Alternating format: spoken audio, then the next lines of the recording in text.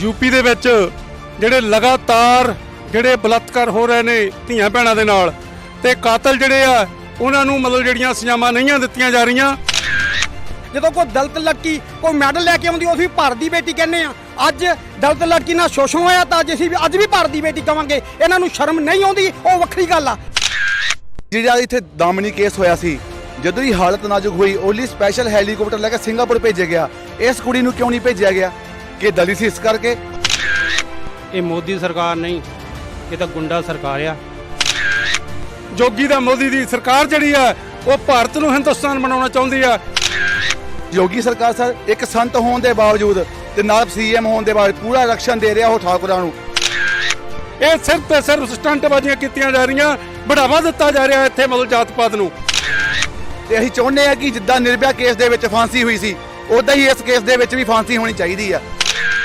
ਮੇਰੇ ਪਿੱਛੇ ਜਿਹੜਾ ਤੁਸੀਂ ਇਹ ਹਜੂਮ ਦੇਖ ਰਹੇ ਹੋ ਇਹ ਕੋਈ ਆਮ ਹਜੂਮ ਨਹੀਂ ਹੈ। ਅੱਜ ਅਸੀਂ ਪਹੁੰਚੇ ਹਾਂ ਨੂਰ ਮਹਿਲ, ਜਿੱਥੇ ਇੱਕ ਬਹੁਤ ਵਿਸ਼ਾਲ ਇਕੱਠ ਹੋਇਆ, ਬਹੁਤ ਵੱਡਾ ਧਰਨਾ ਲੱਗਿਆ।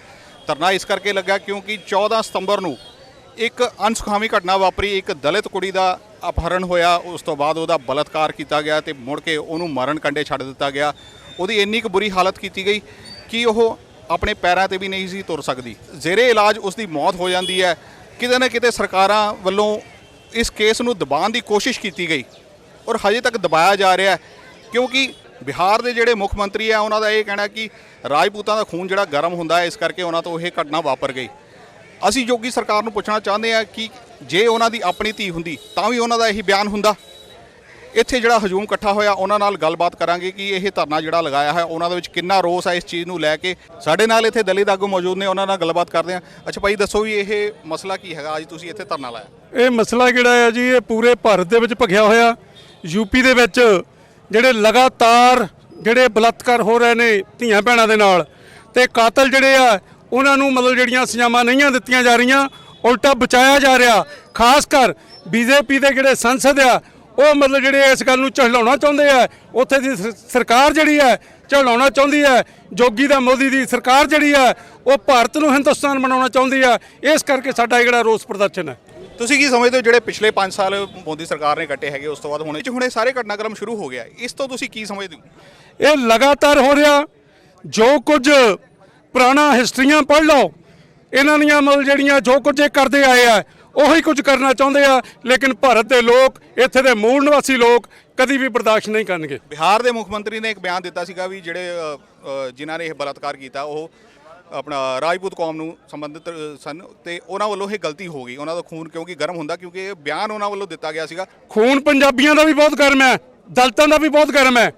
ਇਹ ਕੋਈ ਮਤਲਬ ਕਟੀਰੀਆ ਨਹੀਂ ਹੈ। ਉਹ ਯਾਦ ਕਰ ਲੈਣ ਫੂਲਨ ਦੇਵੀ ਨੂੰ, ਜਿਹਨੇ ਮਤਲਬ 52 ਠੱਕਰਾਂ ਦਾ ਖੂਨ ਠੰਡਾ ਕੀਤਾ ਸੀ। ਇੱਕੋ ਨਹੀਂ, ਇਹ ਖੂਨ ਠੰਡਾ 1 ਮਿੰਟਾਂ 'ਚ ਹੋ ਜਾਂਦਾ। ਇਹ ਸਿਰਫ ਤੇ ਸਿਰਫ ਸਟੰਟਬਾਜ਼ੀਆਂ ਕੀਤੀਆਂ ਜਾ ਰਹੀਆਂ, ਬੜਾਵਾ ਦਿੱਤਾ ਜਾ ਰਿਹਾ ਇੱਥੇ ਮਤਲਬ ਜਾਤ ਪਾਤ ਨੂੰ। ਕਿਤੇ ਨਾ ਕਿਤੇ ਇਸ ਜਿਹੜਾ ਸਾਰਾ ਘਟਨਾਕ੍ਰਮ ਹੈਗਾ ਇਹਨੂੰ ਦਾਮਨੀ ਕੇਸ ਨਾਲ ਜੋੜ ਕੇ ਦੇਖਿਆ ਜਾ ਰਿਹਾ, ਕਿਉਂਕਿ ਜਦੋਂ ਦਾਮਨੀ ਨਾਲ ਇਹ ਕਾਂਡ ਹੋਇਆ ਸੀਗਾ ਤਾਂ ਉਸ ਵੇਲੇ ਪੂਰੇ ਦੇਸ਼ ਨੇ ਜਿਹੜਾ ਹੈਗਾ ਸੋਗ ਮਨਾਇਆ ਸੀਗਾ। ਪਰ ਹੁਣ ਸਿਰਫ ਤੇ ਸਿਰਫ ਦਲਿਤ ਸਮਾਜ ਹੀ ਜਿਹੜਾ ਹੈਗਾ ਉਹ ਸੜਕਾਂ ਤੇ ਆ ਰਿਹਾ, ਇਹ ਧਰਨੇ ਮੁਜ਼ਾਹਰੇ ਕਰ ਰਿਹਾ। ਯੂਪੀ ਦੇ ਵਿੱਚ ਜੇ ਆਪਾਂ ਦੇਖੀਏ ਤਾਂ ਉੱਥੇ ਵੀ ਸਿਰਫ ਦਲਿਤ ਸਮਾਜ ਹੀ ਜਿਹੜਾ ਰੋਸ ਕਰਦਾ ਪਿਆ। ਪਰ ਉੱਥੇ ਦੀਆਂ ਜਿਹੜੀਆਂ 12 ਪੰਚਾਇਤਾਂ ਹੈਗੀਆਂ ਉਹਨਾਂ ਨੇ ਵੀ ਵਿਰੋਧ ਕੀਤਾ ਇਸ ਗੱਲ ਦਾ ਵੀ ਇਹ ਜਿਹੜਾ ਘਟਨਾਕ੍ਰਮ ਹੈਗਾ ਇਹ ਕਿਤੇ ਫੇਕ ਹੋ ਰਿਹਾ ਆ। ਇਹ ਤੇ ਤੁਸੀਂ ਕੀ ਕਹਿੰਦੇ ਹੋ? ਕਿਤੇ ਫੇਕ ਨਹੀਂ ਹੋਇਆ, ਇਹ ਹੋਇਆ ਆ।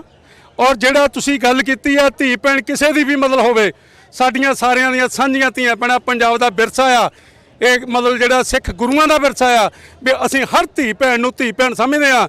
ਜਦੋਂ ਗਜ਼ਬਨੀ ਇਹਨਾਂ ਦੀਆਂ ਔਰਤਾਂ ਚੱਕ ਚੱਕ ਕੇ ਜਾਂਦਾ ਸੀਗਾ ਤੇ ਉਦੋਂ ਪੰਜਾਬੀਆਂ ਨੇ ਇਹਨਾਂ ਦੀਆਂ ਬਹੂ ਬੇਟੀਆਂ ਖਿਡਾ ਕੇ ਲਿਆਂਦੀਆਂ ਅਤੇ ਆਜ਼ਾਦ ਹੋਣਾ।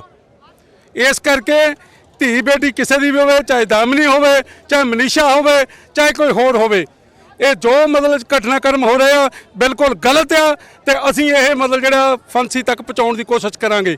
ਅਗਰ ਨਾ ਹੋਇਆ ਤੇ ਆਰ ਪਾਰ ਦੀ ਲੜਾਈ ਜਿਹੜੀ ਹੈ ਉਹ ਸ਼ੁਰੂ ਹੋ ਜਾਏਗੀ। ਭਾਈ ਜਿਹੜਾ ਇਹ ਘਟਨਾਕ੍ਰਮ ਵਾਪਰਿਆ ਇਹਦੇ ਬਾਰੇ ਤੁਸੀਂ ਕੀ ਕਹਿਣਾ ਚਾਹੋਗੇ? ਭਾਜੀ ਇਹ ਤਾਂ ਸਾਰੇ ਦੇਸ਼ ਦੇ ਲਈ, ਸਾਰੀ ਨਾਰੀ ਜਾਤੀ ਲਈ ਔਰ ਸਾਰੇ ਇਨਸਾਨੀਅਤ ਲਈ ਬੜੀ ਦੁੱਖ ਦੀ ਗੱਲ ਹੈ।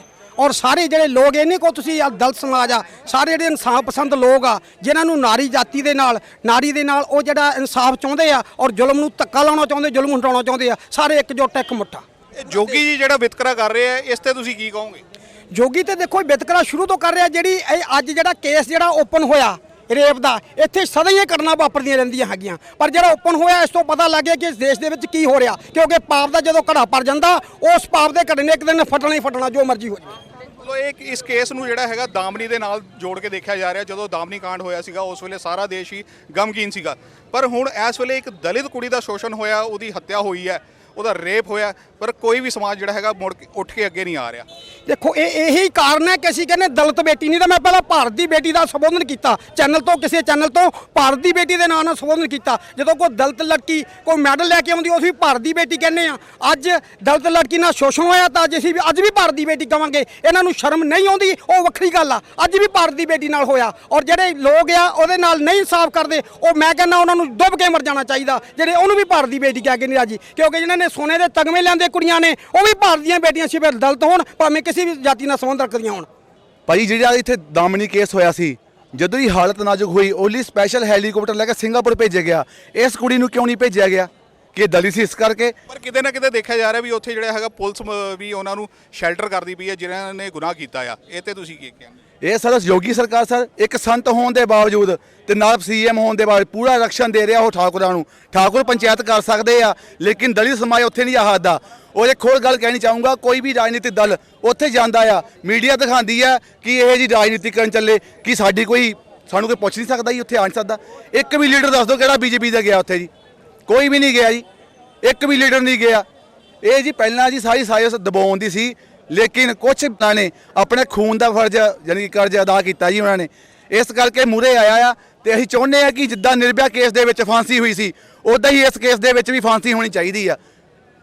ਬਹੁਤ ਬਹੁਤ ਧੰਨਵਾਦ ਜੀ। ਅੱਛਾ, ਸਾਡੇ ਨਾਲ ਇੱਥੇ ਹੋਰ ਵੀ ਬੁਲਾਰੇ ਮੌਜੂਦ ਨੇ, ਉਹਨਾਂ ਨਾਲ ਗੱਲਬਾਤ ਕਰਦੇ ਹਾਂ। ਅੱਛਾ ਭਾਈ, ਤੁਸੀਂ ਕੀ ਕਹੋਗੇ? ਮੈਂ ਤਾਂ ਇਹੀ ਕਹਿਣਾ ਵੀ ਜੋ ਸਾਡੀ ਬੇਟੀ ਨਾਲ ਅਤਿਆਰਿਆਂ ਨੇ ਕੀਤਾ ਆ, ਉਹਨਾਂ ਨੂੰ ਫਾਂਸੀ ਦੇਣੀ ਚਾਹੀਦੀ ਹੈ।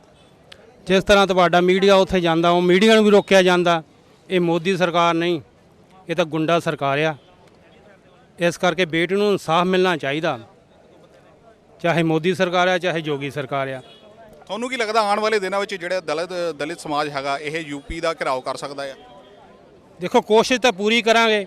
ਜਿਸ ਤਰ੍ਹਾਂ ਯੋਗੀ ਤੁਹਾਡੇ ਅਰਗੇ ਚੈਨਲਾਂ ਨੂੰ ਵੀ ਨਹੀਂ ਵੜਨ ਦਿੰਦਾ, ਤਾਂ ਯੋਗੀ ਆਪ ਮਿਲਦਾ ਸਾਡੇ ਪਰਿਵਾਰਾਂ ਨੂੰ ਉੱਥੇ ਤਾਂ ਬੰਦੀ ਕਰਾ ਰੱਖਿਆ ਆ। ਇਸ ਕਰਕੇ ਯੂਪੀ ਸਰਕਾਰ ਦੀ ਜਿਹੜੀ ਆ ਬਹੁਤ ਹੀ ਮੰਦੀ ਹਾਲਤ ਆ। ਅੱਛਾ ਭਾਈ, ਤੁਹਾਡਾ ਕੀ ਕਹਿਣਾ ਜੀ? ਸਾਡਾ ਅੱਜ ਅਸੀਂ ਜਿਹੜੇ ਨਾ ਇਹ ਮਨੀਸ਼ਾ ਭੈਣ ਜੀ, ਜਿਹੜੀ ਮਨੀਸ਼ਾ ਬੇਟੀ ਜਿਨ੍ਹਾਂ ਦਾ ਹਾਦਸਾ ਦੇ ਵਿੱਚ ਯੂਪੀ ਦੇ ਵਿੱਚ ਜਿਹੜੇ 4 ਦਰਿੰਦਿਆਂ ਨੇ ਪੂਰਾ ਹਵਾਨੀਅਤ ਦਾ ਜਿਹੜਾ ਆਪਣਾ ਰੂਪ ਦਿਖਾ ਕੇ ਜਿਹੜਾ ਉਹਦਾ ਰੇਪ ਕੀਤਾ, ਗੈਂਗ ਰੇਪ ਕੀਤਾ। ਔਰ ਗੈਂਗ ਰੇਪ ਤਾਂ ਹੋਇਆ, ਉਸ ਤੋਂ ਬਾਅਦ ਜਿਹੜੀ ਰੀੜ੍ਹ ਦੀ ਹੱਡੀ ਤੋੜੀ ਗਈ, ਪੈਰ ਦੀਆਂ ਹੱਡੀਆਂ ਤੋੜੀਆਂ ਗਈਆਂ, ਜੀਭ ਤੱਕ ਕੱਟੀ ਗਈ। ਉਹ ਜਿਹੜੀ ਭੈਣ ਆ ਸਾਡੀ, ਉਹ ਜਿਹੜੀ ਹਸਪਤਾਲ ਦੇ ਵਿੱਚ ਦਾਖਲ ਸੀ 15-16 ਦਿਨ ਤੋਂ ਬਾਅਦ ਉਹਦੀ ਜਿਹੜੀ ਮੌਤ ਹੋ ਗਈ। ਉਹ ਪਤਾ ਨਹੀਂ ਕਿਹਨਾਂ ਦੁੱਖਾਂ ਤਕਲੀਫਾਂ ਦੇ ਵਿੱਚ ਕਿਹੜੇ ਉਹਦੇ ਮਨ 'ਚ ਵਿਚਾਰ ਆਉਂਦੇ ਹੋਣਗੇ, ਜਿੱਦਾਂ ਦੀ ਉਹਦੀ ਖਤਰਨਾਕ ਮੌਤ ਹੋਈ ਆ, ਜਿੱਦਾਂ ਦਾ ਭਿਆਨਕ ਰੂਪ ਉਹਨੇ ਦੇਖਿਆ ਹੋਵੇਗਾ। ਉਹ ਜੇ ਕਿਸੇ ਭੈਣ ਦੇ ਭਰਾ ਦੇ ਸਾਹਮਣੇ ਕੋਈ ਇਦਾਂ ਦੀ ਗੱਲ ਕਿਤੇ ਵਾਪਰਦੀ, ਮੇਰੇ ਖਿਆਲ ਉਹ ਵੀ ਕਰਕੇ ਜਿਹੜਾ ਮਰ ਜਾਂਦਾ। ਪਰ ਅਸੀਂ ਜਿਹੜੇ ਲੋਕ ਆ, ਅਸੀਂ ਇਨਸਾਫ ਪਸੰਦ ਲੋਕ ਆ, ਬਾਬਾ ਸਾਹਿਬ ਡਾਕਟਰ ਭੀਮ ਰਾਓ ਮੰਨਣ ਵਾਲੇ ਨੂੰ ਮੰਨਣ ਨੂੰ ਲੋਕ ਆ, ਉਹਨਾਂ ਦੇ ਸੰਵਿਧਾਨ ਨੂੰ ਮੰਨਣ ਵਾਲੇ ਲੋਕ ਆ। ਅਸੀਂ ਕਾਨੂੰਨ ਦੇ ਦਾਇਰੇ ਵਿੱਚ ਰਹਿ ਕੇ ਹਲੇ ਗੱਲ ਕਰ ਰਹੇ ਹਾਂ, ਕਿਉਂਕਿ ਅਸੀਂ ਸੰਵਿਧਾਨ ਨੂੰ ਮੰਨਦੇ ਹਾਂ। ਕਿਉਂਕਿ ਜਿੱਦਾਂ ਦਾ ਉਹ ਰੇਪ ਹੋਇਆ, ਉਹ ਕਿਸੇ ਦੇ ਵੀ ਬਰਦਾਸ਼ਤ ਕਰਨ ਵਾਲੀ ਗੱਲ ਨਹੀਂ। ਜੇ ਅੱਜ ਕੋਈ ਪਰ ਦੇਖਿਆ ਜਾ ਰਿਹਾ ਉੱਥੇ ਕਾਨੂੰਨ ਨੂੰ ਵੀ ਛਿੱਕੇ ਟੰਗ ਦਿੱਤਾ ਗਿਆ। ਮੈਂ ਉਹੀ ਗੱਲ ਕਰਨ ਜਾ ਰਿਹਾ ਸੀ ਵੀ ਕਾਨੂੰਨ ਤਾਂ ਇਦਾਂ ਧੱਜੀਆਂ ਉਡਾਈਆਂ ਗਈਆਂ, ਕਾਨੂੰਨ ਦੀ ਪਰਵਾਹ ਨਹੀਂ ਕੀਤੀ ਗਈ। ਔਰ ਜਿਹੜੀ ਬੇਟੀ ਜਦੋਂ ਮੌਤ ਹੋਈ ਆ, ਉਹਦੇ ਪਰਿਵਾਰ ਨੂੰ ਮਿਲਣ ਤੱਕ ਨਹੀਂ ਦਿੱਤਾ ਗਿਆ। ਔਰ ਜਿਹੜਾ ਉਹਨਾਂ ਨੇ ਦੇਖੋ ਕਿੱਡਾ ਬੜਾ ਪ੍ਰਸ਼ਾਸਨ ਨੇ ਵੀ ਹਰਮਾਨੀਅਤ ਨਾਲ ਵੀ ਵੱਡਾ ਜਿਹੜਾ ਰੁੱਖ ਅਪਣਾਇਆ, ਜਿਹੜਾ 2:30 ਵਜੇ ਜਾ ਕੇ ਕੁੜੀ ਦਾ ਸੰਸਕਾਰ ਜਿਹੜਾ ਉਹਦੇ ਘਰਦਿਆਂ ਦੀ ਮਰਜ਼ੀ ਤੋਂ ਬਿਨਾਂ ਕੀਤਾ ਗਿਆ। ਔਰ ਜਿਹੜਾ ਡੀਐਮ ਆ, ਉਹ ਧਮਕਾ ਰਿਹਾ ਉਹਦੇ ਘਰਦਿਆਂ ਨੂੰ, ਉਹਦੇ ਮੈਂ ਕਰਦਿਆਂ ਕਿ ਉਹਨਾਂ ਨੂੰ ਵੀ ਮਾਰਨ ਦੀਆਂ ਧਮਕੀਆਂ ਦੇ ਰਿਹਾ। ਪ੍ਰਸ਼ਾਸਨ ਨੇ ਬਿਲਕੁਲ ਜਿਹੜਾ ਕਾਨੂੰਨ ਨੂੰ ਛਿੱਕੇ ਟੰਗ ਕੇ ਕਿਸੇ ਪਰਿਵਾਰ ਦੀ ਨਾ ਕਿਸੇ ਘਰ ਦੀ ਨਾ ਕਿਸੇ, ਔਰ ਉਹਨਾਂ ਦੇ ਠਾਕਰਾਂ ਦੇ ਥੱਲੇ ਆ ਕੇ, ਕਿਉਂਕਿ ਜਿਹੜਾ ਜੋਗੀ ਆ ਉਹ ਵੀ ਇੱਕ ਠਾਕਰ ਪਰਿਵਾਰ ਦਾ ਹੈ। ਪਰ ਇਹ ਜਿਹੜਾ ਸੰਵਿਧਾਨ ਨੂੰ ਨਾ ਹੀ ਉਹ ਸੰਵਿਧਾਨ ਨੂੰ ਮੰਨਦੇ ਆ, ਨਾ ਹੀ ਉਹ ਸੰਵਿਧਾਨ ਦੀ ਕਦਰ ਕਰਦੇ ਆ। ਕਿਉਂਕਿ ਜੇ ਸੰਵਿਧਾਨ ਦੀ ਜਾਂ ਕਾਨੂੰਨ ਦੀ ਕਦਰ ਕਰਦੇ ਹੁੰਦੇ ਤਾਂ ਜਿਹੜਾ ਉਹਦਾ ਸਨਮਾਨ ਸਹਿਤ ਜੇ ਲੜਕੀ ਦੀ ਮੌਤ ਹੋਈ ਸੀ, ਜੇ ਗੁੰਡਿਆਂ ਨੇ ਉਹਨਾਂ ਗੈਂਗ ਰੇਪ ਕਰਕੇ ਜਾਂ ਉਹਨਾਂ ਹਵਾਨੀਅਤ ਕਰਕੇ ਉਹਦੀ ਜਿਹੜੀ ਮੌਤ ਹੋਈ ਆ, ਤਾਂ ਜੇ ਉਹ ਸਮਝਦੇ ਹੁੰਦੇ ਤਾਂ ਲੜਕੀ ਦਾ ਪੂਰੇ ਮਾਣ ਸਨਮਾਨ ਦੇ ਨਾਲ ਜਿਹੜਾ ਉਹਦਾ ਜਿਹੜਾ ਹੋਣਾ ਚਾਹੀਦਾ ਸੀ ਸੰਸਕਾਰ। ਪਰ ਨਹੀਂ, ਉਹਨਾਂ ਨੇ ਉਦੋਂ ਵੀ ਜਿਹੜਾ ਹਵਾਨੀਅਤ ਵਾਲਾ ਰੁੱਖ ਬਣਾ ਕੇ ਲੜਕੀ ਨੂੰ, ਜਿਹੜਾ ਉਹਦੇ ਘਰਦਿਆਂ ਨੂੰ ਕੀ ਦਿਖਾਇਆ, ਕਿ ਸਮਾਜ ਦੇ ਕਿਸੇ ਬੰਦੇ ਨੂੰ ਵੀ ਨਹੀਂ ਦਿਖਾਇਆ। ਜਿਹੜਾ ਉਹਨਾਂ ਨੇ ਇਹ ਰਾਤ ਨੂੰ 2:30 ਵਜੇ ਜਿਹੜਾ ਉਹਦਾ ਸੰਸਕਾਰ ਕੀਤਾ ਸੀ, ਉਹਦੀ ਵੀ ਪੁਰਜੋਰ ਜਿਹੜੀ ਨਿੰਦਾ ਕਰਦੇ ਆ। ਔਰ ਨਾਲ ਇਹ ਗੱਲ ਕਰਦੇ ਆ ਵੀ ਜਿਹੜਾ ਇਹ ਦੇਸ਼ ਦੇ ਅੰਦਰ ਇਦਾਂ ਦੀ ਜਿਹੜੀ ਘਟਨਾ ਵਾਪਰ ਰਹੀਆਂ, ਜਿਹੜਾ ਮੋਦੀ ਹੈ, ਜੋਗੀ ਹੈ, ਇਸ ਗੱਲ ਤੋਂ ਫੇਲ ਹੈ, ਕਿਉਂਕਿ ਉਹਨਾਂ ਦੀ ਇੱਕ ਮਨੂਵਾਦੀ ਸਿਸਟਮ ਆ। ਕੀ ਦਲਿਤ ਸਮਾਜ ਯੂਪੀ ਬਿਹਾਰ ਵੱਲ ਨੂੰ ਕੂਚ ਕਰੇਗਾ? ਜੇ ਲੋੜ ਪਈ ਜਿੱਦਾਂ ਦਾ ਵੀ ਸਾਡੇ ਦਲਿਤ ਸਮਾਜ ਨੂੰ ਇਨਸਾਫ ਨਾਲ, ਜੇ ਇਨਸਾਫ ਨਾ ਮਿਲਿਆ ਤਾਂ ਜਿੱਦਾਂ ਦਾ ਵੀ ਪ੍ਰੋਗਰਾਮ ਮਿਲੇਗਾ ਸਾਨੂੰ, ਸਾਡੇ ਹੋਰ ਵੀ ਸਾਡੇ ਇਸ ਲਹਿਰ ਨੂੰ ਚਲਾਉਣ ਵਾਲੇ ਲੋਕ ਆ, ਖਾਸ ਕਰਕੇ ਬਹੁਜਨ ਸਮਾਜ ਪਾਰਟੀ ਨੇ ਪੂਰੇ ਦੇਸ਼ ਦੇ ਅੰਦਰ ਲਹਿਰ ਛੇੜੀ ਆ। ਔਰ ਅਸੀਂ 1 ਤਰੀਕ ਨੂੰ ਨਕੋਦਰ ਦੇ ਵਿੱਚ ਬਹੁਤ ਵੱਡਾ ਜਿਹੜਾ ਕੈਂਡਲ ਮਾਰਚ ਕੀਤਾ, ਘੱਟ ਤੋਂ 1000 ਬੰਦੇ ਦਾ ਅਸੀਂ ਮਾਰਚ ਕਰਕੇ ਆਏ ਆ। ਇੱਦਾਂ ਹੀ ਸਾਡਾ ਜਗ੍ਹਾ ਸੰਗਰੂਰ ਦੇ ਵਿੱਚ ਅਸੀਂ ਕੱਲ ਕਰਕੇ ਆਏ ਆ। ਮਤਲਬ ਸਾਡੇ ਸਾਰਾ ਜਿਹੜਾ ਪ੍ਰੋਗਰਾਮ ਪਾਰਟੀ ਦਾ ਇੰਡੀਆ ਲੈਵਲ ਤੇ ਚੱਲਦਾ, ਔਰ ਜਿੱਥੇ ਕਿਤੇ ਦਲਿਤ ਸਮਾਜ ਜਿੱਥੇ ਵੀ ਸਾਥੀ ਇਕੱਠੇ ਹੋਣਗੇ ਅਸੀਂ ਵੱਧ ਤੋਂ ਵੱਧ ਜਿਹੜਾ ਸਹਿਯੋਗ ਕਰਾਂਗੇ ਔਰ ਇਹ ਇਨਸਾਫ ਜਿਹੜਾ ਲੈ ਕੇ ਰਹਾਂਗੇ। ਇਹ ਸੀਗੇ ਦਲਿਤ ਸਮਾਜ ਦੇ ਨੌਜਵਾਨ ਅਤੇ ਆਗੂ ਜਿਨ੍ਹਾਂ ਦੇ ਵਿੱਚ ਬਹੁਤ ਰੋਸ ਹੈ ਔਰ ਉਹਨਾਂ ਦਾ ਕਹਿਣਾ ਕਿ ਜੇਕਰ ਮਨੀਸ਼ਾ ਭੈਣ ਨੂੰ ਇਨਸਾਫ ਨਾ ਮਿਲਿਆ ਤਾਂ ਆਉਣ ਵਾਲੇ ਦਿਨਾਂ ਵਿੱਚ ਹੋ ਸਕਦਾ ਕਿ ਉਹ ਦਿੱਲੀ ਵੱਲ ਨੂੰ ਜਾਂ ਯੂਪੀ ਵੱਲ ਨੂੰ ਕੂਚ ਕਰਨ। ਮੈਂ ਨੀਰਜ, ਕੈਮਰਾਮੈਨ ਚਿਰਾਗ ਦੇ ਨਾਲ ਸਾਂਝਾ ਮੁੱਦਾ। ਦੋਸਤੋ, ਮੈਂ ਹਾਂ ਤੁਹਾਡਾ ਆਪਣਾ ਰਾਏ ਜੁਝਾਰ। ਤੁਸੀਂ ਦੇਖ ਰਹੇ ਹੋ ਹੱਕ ਸੱਚ ਦਾ ਸਾਂਝਾ ਮੁਹਾਜ, ਸਾਂਝਾ ਮੁੱਦਾ। Thank you so much.